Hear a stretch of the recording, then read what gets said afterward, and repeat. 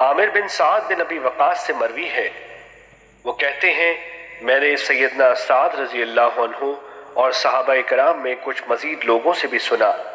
وہ کہتے تھے رسول اللہ صلی اللہ علیہ وسلم کے زمانے میں 2 آدمی بھائی تھے اور ان میں سے ایک دوسرے سے افضل تھا اور وہ فوت ہو گیا جو زیادہ فضیلت والا تھا۔ اس کے بعد دوسرا بھائی مزید 40 دنوں تک زندہ رہا اور پھر فوت ہو گیا۔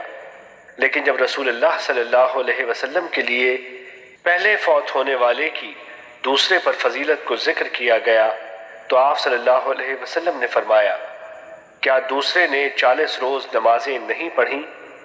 صحابہ نے کہا جی کیوں نہیں اے اللہ کے رسول، اس پر کوئی اعتراض نہیں، یعنی وہ بھی آدمی اچھا ہی تھا۔ آپ نے فرمایا تمہیں کیا علم ہے کہ اس کی ان نمازوں نے اس کو کہاں تک پہنچا دیا ہے؟ پھر آپ نے فرمایا نماز کی مثال اس جاری نہر کی سی ہے جو ڈوبنے کے بقدر گہری ہو، میٹھے پانی کی ہو اور تم میں سے کسی کے دروازے کے پاس ہو اور وہ روزانہ اس میں 5 دفعہ گھستا ہو، یعنی اس میں داخل ہو کر نہاتا ہو۔ تمہارا کیا خیال ہے کہ وہ اس کی کوئی میل کچیل باقی چھوڑے گی؟ حدیث نمبر 1018، مسند احمد۔